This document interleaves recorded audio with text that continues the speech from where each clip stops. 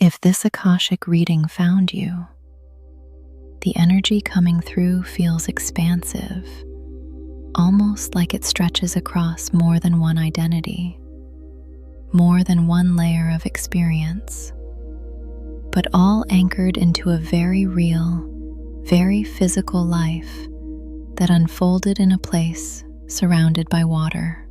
This Akashic reading begins in a coastal or island environment where the ocean isn't something distant, it's something you wake up to, something you fall asleep to, something that shapes the rhythm of your entire life. The air feels heavy with salt. The wind carries a constant sound, waves breaking against rock or shoreline. And there's a sense that the people here live in direct relationship with nature, rather than separate from it. You grew up in a place where survival wasn't guaranteed, where resources fluctuated, where timing mattered, and where people had to learn to read the environment in order to live within it. And you were especially attuned to that.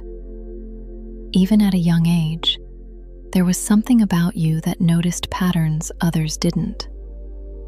The way the sky shifted before weather changed, the way the water moved differently depending on unseen forces, the subtle signals that something was about to happen before it actually did. This wasn't taught to you in a formal way.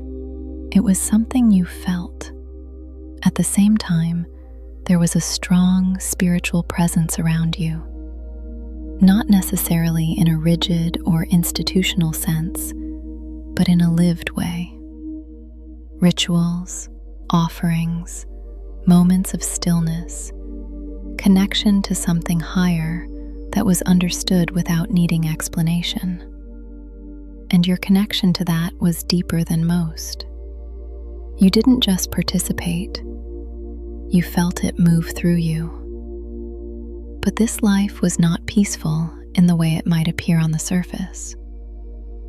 There were cycles of hardship here, periods where resources were scarce, where people struggled, where endurance became necessary.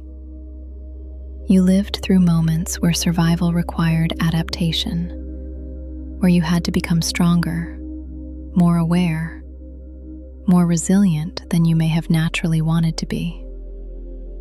And this is where the warrior aspect of your life begins to emerge, not as someone constantly seeking conflict, but as someone who stepped into protection when it was needed.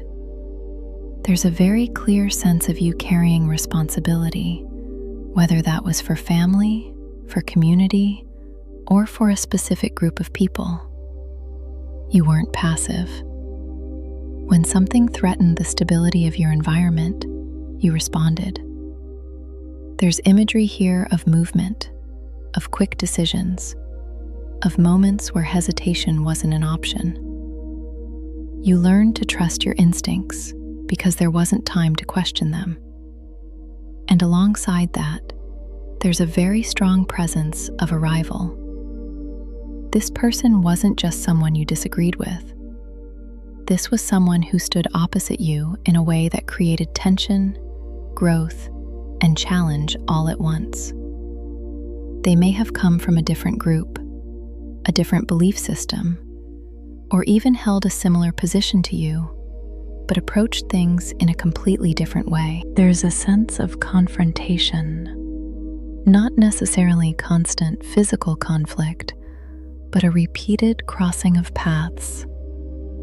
Situations where you had to engage, where you had to defend your position, your beliefs, or even your people.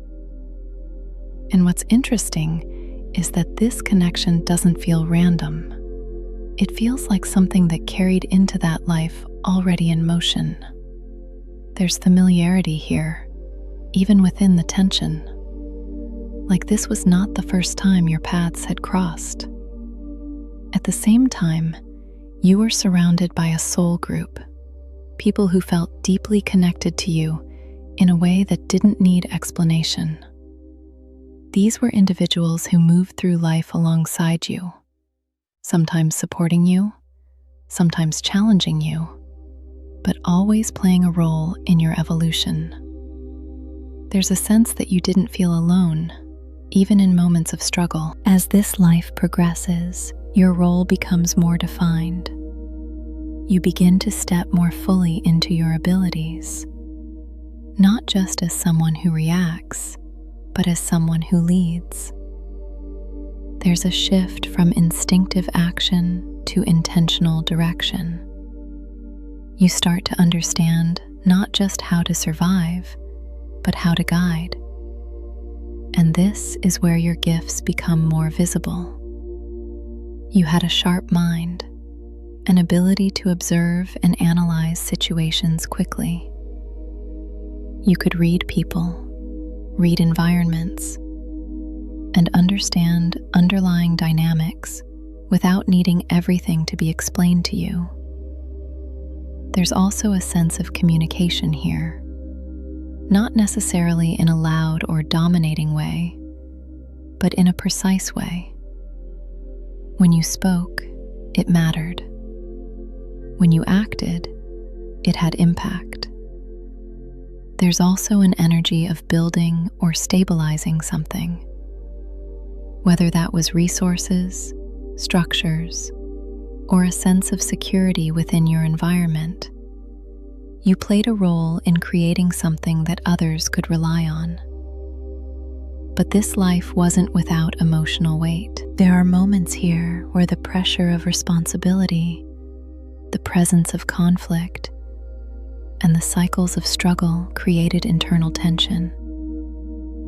Times where you had to make decisions that weren't easy, where outcomes weren't guaranteed, and where the cost of certain actions may have stayed with you. There's also a strong indication of cycles, beginnings and endings, shifts that marked different phases of your life. Moments where everything changed, where one chapter closed and another began. Sometimes suddenly, sometimes after long periods of buildup. And this ties into the patience aspect of this life. You learned deeply that not everything happens when you want it to, that timing is not always in your control, that there are forces at play that require you to wait, to observe, to trust that something will unfold when it's meant to. And that lesson carries very strongly into this life, because there can be a feeling now of things being delayed, of having to wait longer than expected, of sensing that something is coming, but not being able to force it into place. That's not random. That's something your soul learned through experience. There's also something here about your awareness extending beyond just the physical. The cosmic origin energy suggests that even in that life, your perception wasn't limited to what was directly in front of you. You understood things on a broader level, patterns, cycles, meanings that went beyond immediate circumstances. And that can show up now as feeling different, thinking differently, or sensing things in a way that others don't always relate to. What carries over most strongly into this life is your awareness, the way you read situations, the way you sense tension before it becomes visible, the way you notice dynamics between people without needing them to say anything, the way you prepare, anticipate, and respond. There's also a carryover of independence, a need to rely on yourself, to trust your own judgment, but also a connection to certain people that feels deeper than surface level. And for some of you, that rival energy can show up again, not in the exact same form, but as people who challenge you, who trigger something in you that pushes you to grow, to define yourself, to stand more firmly in who you are. There's something about this life that stays with you, not always in obvious ways, but in the patterns, the reactions, the awareness you carry into situations without fully knowing where it comes from. And sometimes, just becoming aware of it is enough to start shifting how you move through things now. Your soul has lived many lifetimes, and the one that came through here is only one part of a much deeper story. If you feel called to explore your own past life on a deeper, more personal level, I do offer private past life Akashic readings, where I go directly into your energy and bring through the lifetime that is most active for you right now, going into much more specific detail around who you were, what you experienced, and how it's still influencing your life today. If you are interested, you can find that in the link below or visit akashicreveal.com. And if this resonated, make sure to subscribe so you don't miss future readings like this. And I'll see you in the next one.